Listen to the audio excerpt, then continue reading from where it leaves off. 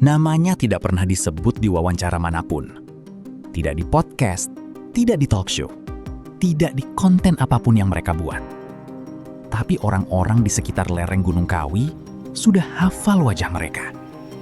Artis yang tiba-tiba meledak setelah bertahun-tahun tidak kemana-mana. Politikus yang menang di pemilihan yang semua orang prediksi akan kalah. Pengusaha yang dalam 2 tahun membangun kerajaan bisnis dari hampir nol. Mereka datang diam-diam. Biasanya malam hari.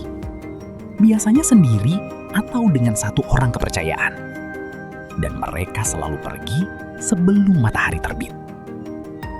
Yang mereka tinggalkan di sana, tidak pernah ada yang mau cerita. Di industri hiburan Indonesia, ada istilah yang beredar di antara orang-orang yang sudah lama di dalamnya. Bukan diucapkan keras-keras, bukan di depan kamera. Tapi semua yang sudah cukup lama di industri ini tahu istilah itu. Naik gunung. Bukan hiking, bukan wisata alam.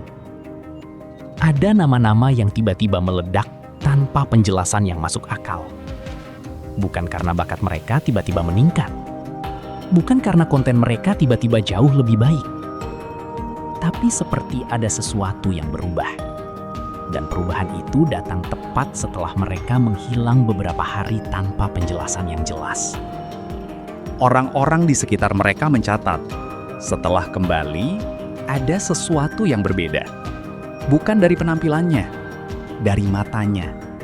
Seperti ada sesuatu yang baru tinggal di belakang mata itu. Yang lebih berat, kesuksesan itu tidak datang gratis. Beberapa dari mereka yang naik gunung mulai kehilangan orang-orang terdekat dalam rentang waktu yang tidak bisa diabaikan. Bukan kecelakaan, bukan penyakit yang diprediksi, tapi satu persatu, dengan cara yang selalu terasa terlalu tiba-tiba. Dan mereka yang ditinggalkan selalu bilang hal yang sama. Sebelum pergi, orang itu bilang sudah merasa tidak enak sejak lama. Sejak kapan?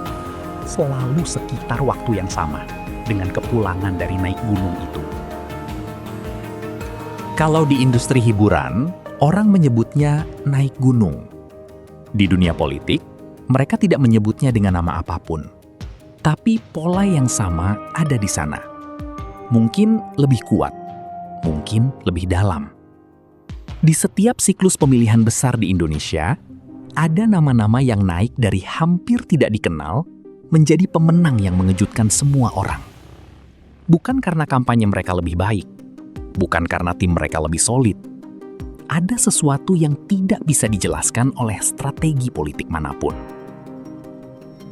Orang-orang di lingkaran dekat mereka, yang sudah tidak lagi berada di lingkaran itu, menceritakan hal yang sama.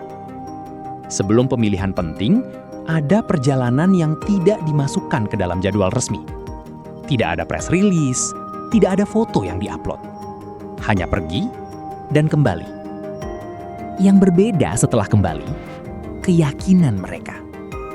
Dari politikus yang sebelumnya terlihat ragu dan tidak yakin dengan langkahnya sendiri, tiba-tiba menjadi seseorang yang terlihat seperti sudah tahu hasilnya sebelum pemilihan dimulai. Seperti ada yang sudah memberitahu mereka, atau ada yang sudah menjamin. Yang tidak pernah dibahas publik, apa yang harus mereka bayar sebagai konsekuensi dari jaminan itu. Dalam kepercayaan lama di sekitar Gunung Kawi, tidak ada yang datang meminta sesuatu dan pergi dengan tangan kosong.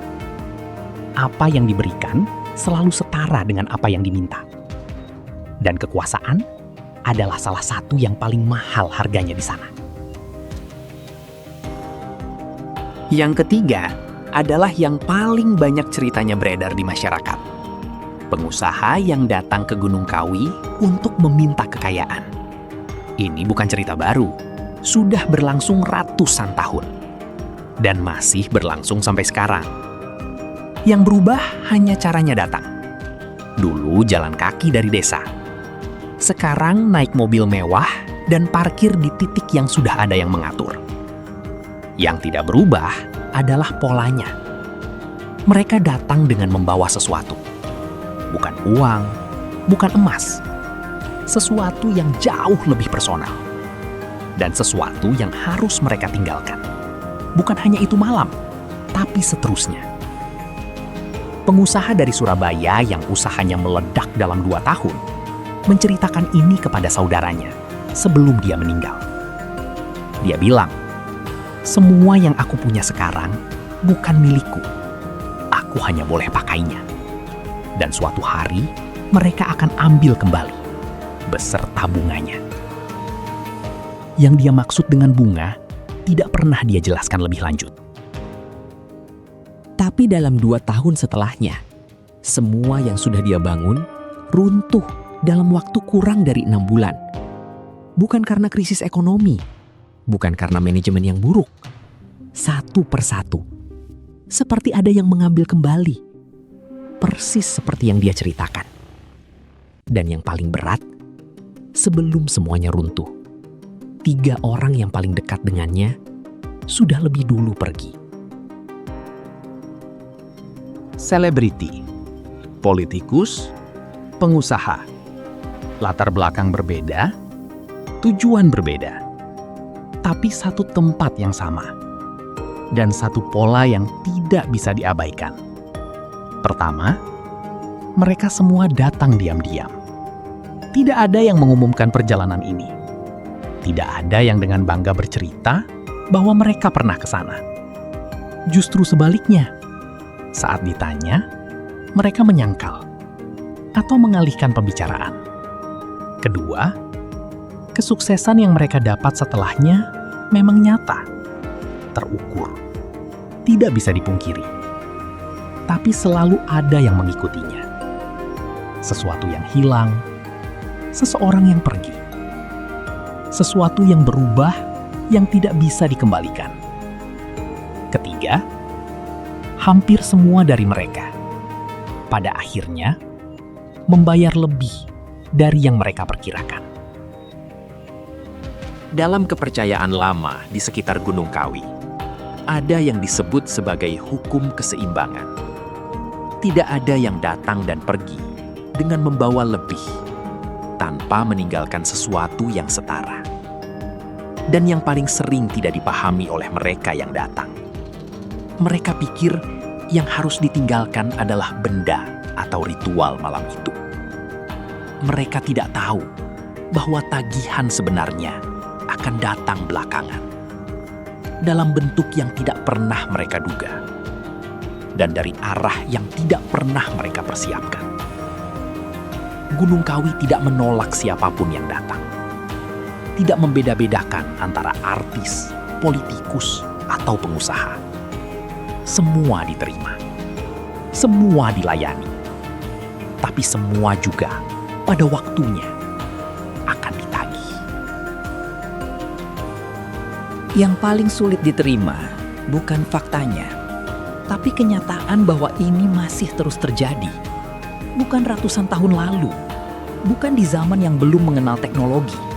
Sekarang, di tahun ini, dengan orang-orang yang kamu lihat di layar ponselmu setiap hari.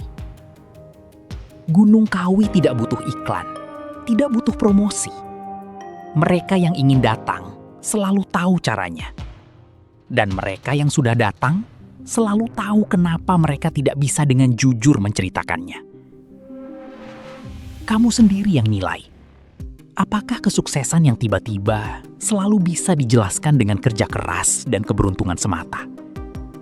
Atau ada sesuatu yang tidak pernah masuk dalam cerita yang mereka bagikan?